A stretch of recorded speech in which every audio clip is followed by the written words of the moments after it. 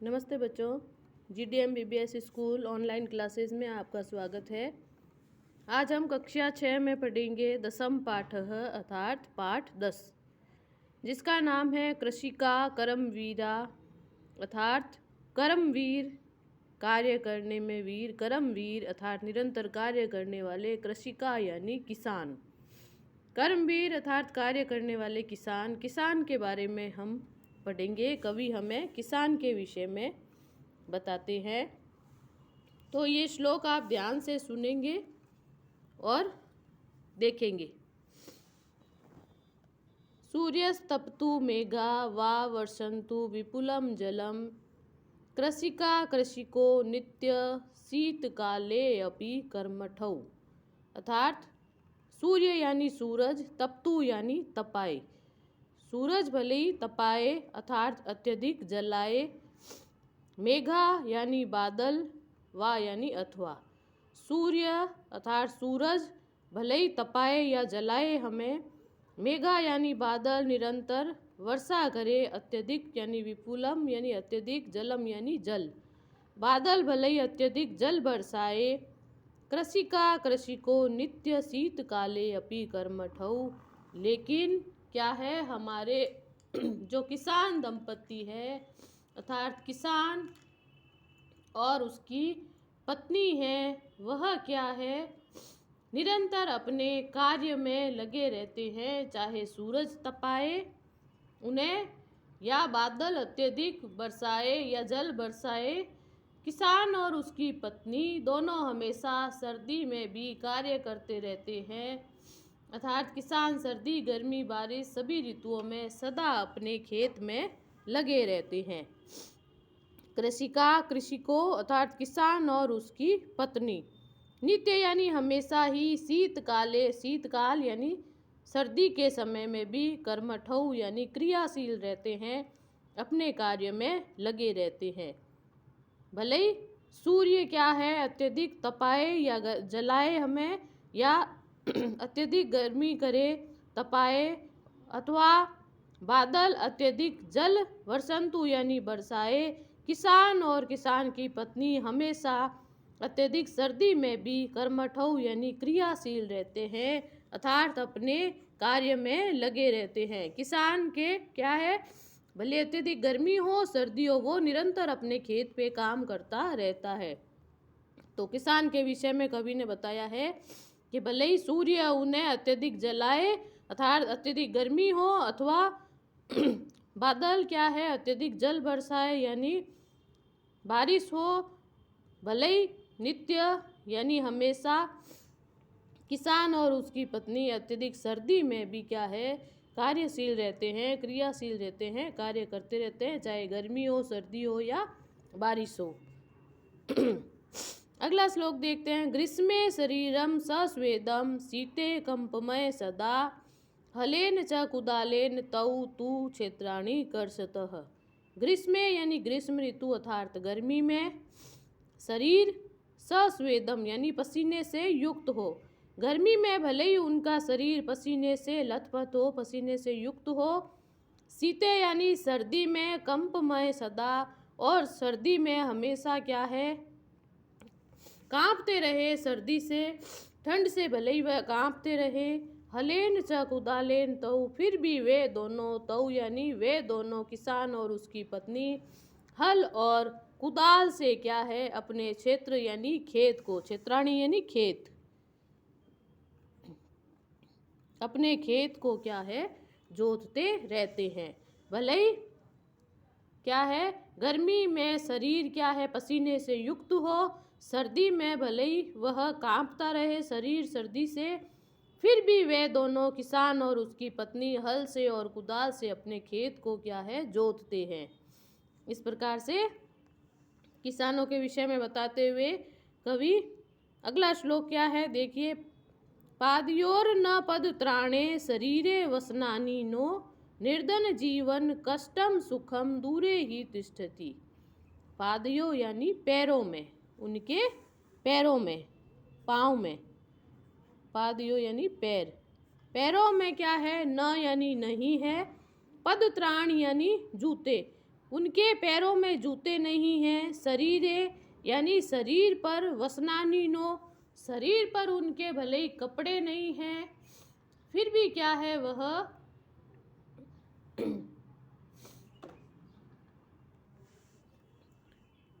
निर्धनम जीवनम कष्टम सुखम, उनका जीवन निर्धन जीवन अर्थात जीवन में बहुत निर्धन और वह कष्टमय है। उनका जीवन निर्धन और कष्टमय उनका जीवन है, फिर भी क्या है, सुख दूरे ही तिष्ठति, सुख उनसे दूर ही रहता है।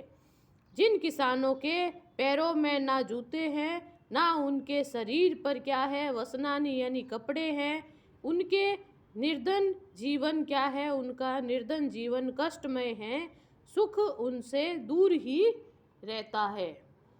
अर्थात किसान का जीवन बहुत कष्टमय होता है। वह निरंतर कार्य करता रहता है, पैरों में उनके जूते न यानी नहीं होते, शरीर पर उनके कपड़े नहीं होते, ऐसा उनका निर्धन जीवन कष्टमय होता है, सुख उनसे क्या है दूर ही रहता है। तिष्ठति यानी रहता है।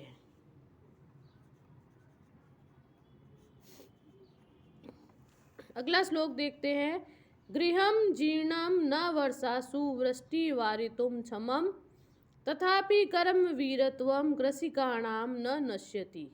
गृहम यानी उनका घर, गृहम यानी घर उनका, जीर्णम यानी पुराना, उनका पुराना घर है, घर उनका पुराना है।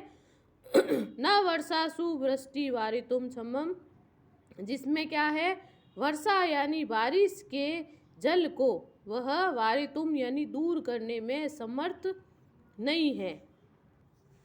अर्थात घर पुराना होने के कारण, गृह जीर्णम पुराना घर होने के कारण, न यानी नहीं, वर्षासु वृष्टि, वह वर्षा के जल को, वर्षासु वृष्टि वर्षा के पानी को वह उस घर में आने से क्या है दूर करने में या आने में रोक नहीं सकते, उसको दूर नहीं कर सकते। वर्षा के जल को वह अपने घर में आने से क्या है वारितुम न क्षमम, उसे रोकने में समर्थ नहीं होते।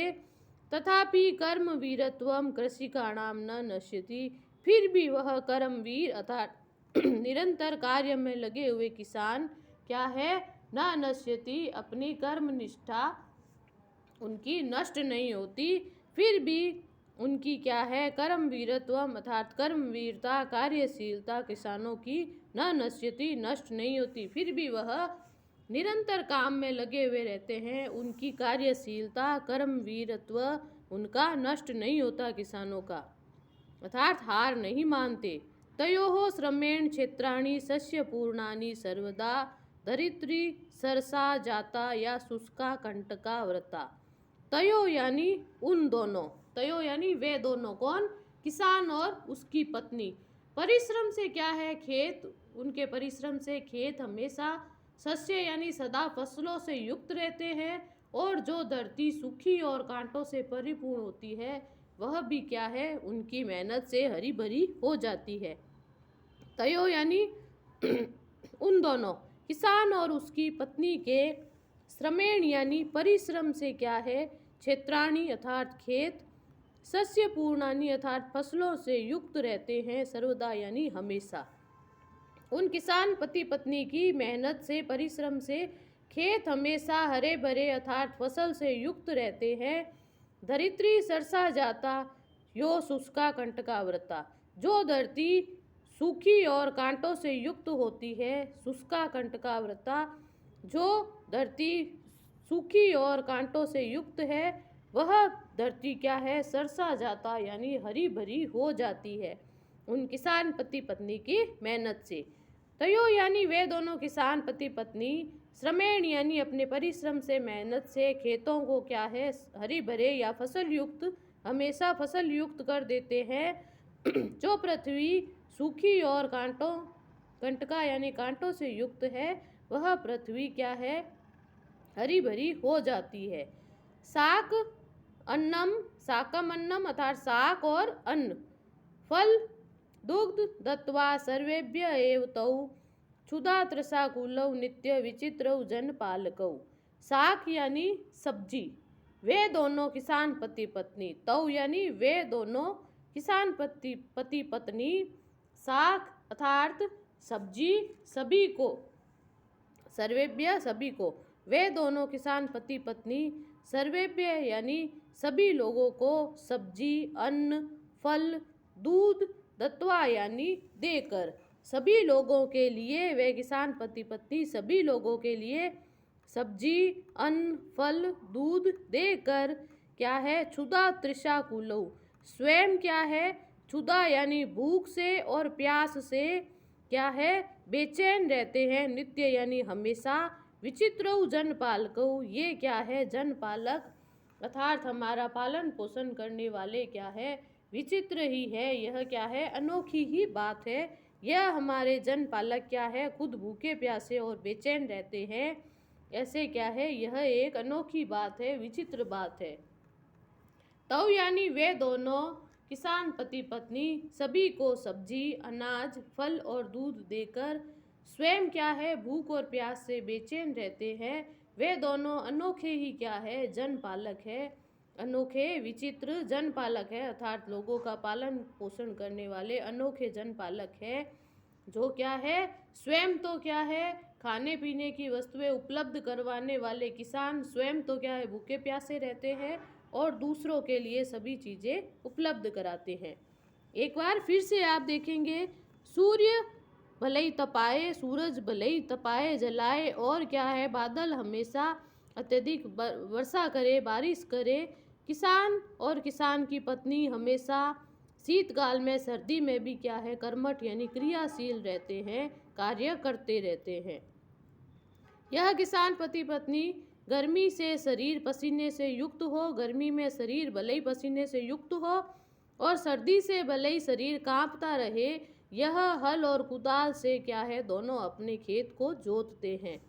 इनके पैरों में क्या है, जूते नहीं हैं, शरीर पर कपड़े नहीं हैं, फिर यह निर्धन और इनका जीवन यह निर्धन जीवन और कष्टमय जीवन वाले हैं। इनका जीवन निर्धन और कष्टमय है, सुख इनसे बहुत दूर ही रहता है। गृह जीर्णम, घर इनका पुराना है, जिसमें क्या है, यह वर्षासु वृष्टि, बारिश के जल को क्या है, रोकने में भी समर्थ नहीं, अर्थात पुराने घर में बारिश का पानी भी इनके आ जाता है। घर इनका पुराना है, जिसमें क्या है, ये वर्षा के पानी को भी रोकने में समर्थ नहीं है। फिर भी यह कर्मवीर किसान क्या है न नश्यति, इनकी कर्म निष्ठा कभी नष्ट नहीं होती, अर्थात इनकी कार्यशीलता कभी नष्ट नहीं होती। ये दोनों परिश्रम से क्षेत्राणी अर्थात खेत को जोत के हमेशा फसल युक्त बनाते हैं। अपने खेत को हमेशा परिश्रम से अपने खेत को फसल युक्त बनाते हैं और सूखी और कांटों से युक्त धरती को यह क्या है, हरी भरी कर देते हैं। साकम अन्नम फलम दुग्धम, यह दोनों किसान पति पत्नी सब्जी, अन्न, फल, दूध सभी को, सभी के लिए देकर क्या है, स्वयं क्या है, वह भूखे और प्यास से व्याकुल ही रहते हैं। ऐसे यह विचित्र अर्थात अनोखे जन पालक है, लोगों का पालन करने वाले हैं। तो इस पाठ का आप क्या है, हिंदी अनुवाद करोगे। पहले इसके शब्दार्थ देख लेते हैं हम।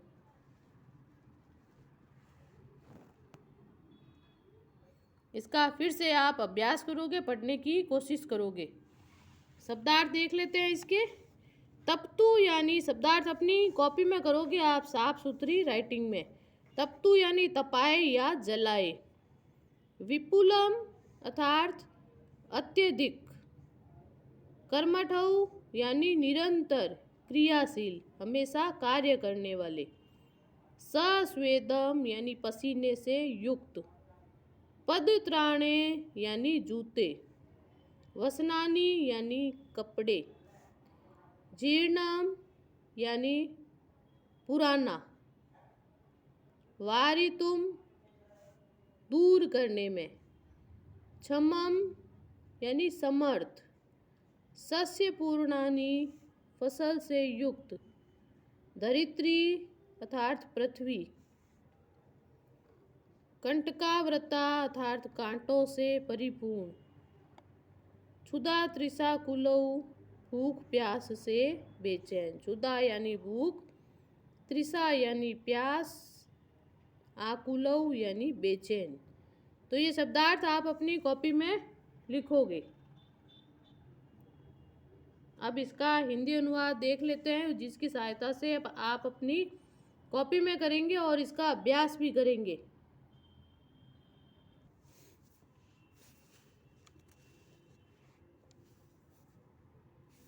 ये देखिए, पहले श्लोक का है, चाहे सूरज तपाए, चाहे बादल अत्यधिक जल बरसाए, किसान और उसकी पत्नी दोनों हमेशा सर्दी में भी कार्य करते रहते हैं। अर्थात किसान सर्दी, गर्मी, बारिश आदि सभी ऋतुओं में सदा खेत में लगे रहते हैं।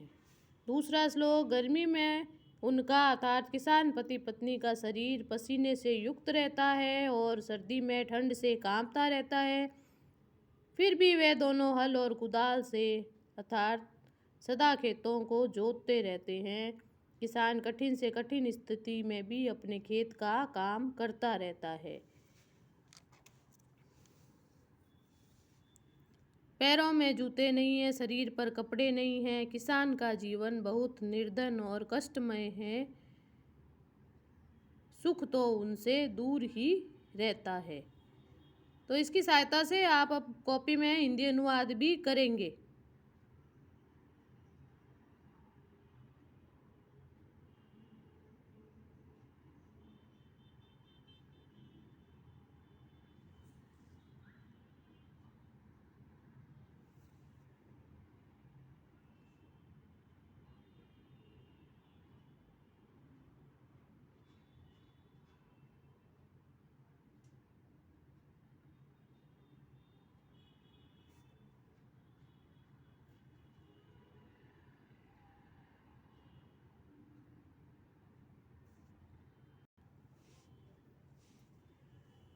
ये अगले श्लोक के हिंदी अनुवाद। किसान का घर पुराना होने के कारण वर्षा के समय बारिश का पानी अंदर आने से रोकने में वह असमर्थ है, फिर भी किसानों की कर्मनिष्ठा नष्ट नहीं होती, अर्थात वे काम में लगे रहते हैं। उन दोनों अर्थात किसान और उसकी पत्नी के परिश्रम से खेत सदा फसलों से युक्त रहते हैं और धरती सूखी और कांटों से परिपूर्ण होती है, वह भी हरी भरी हो जाती है। वे दोनों अर्थात किसान और उसकी पत्नी सभी को सब्जी, अनाज, फल और दूध देकर स्वयं भूख और प्यास से बेचैन रहते हैं। वे दोनों अनोखे जनपालक हैं, जो क्या है, दूसरों को खाने पीने की वस्तुएं उपलब्ध कराने वाले। किसान स्वयं भूखे प्यासे ही रहते हैं। यह क्या है, एक विचित्र बात है, अनोखी ही बात है।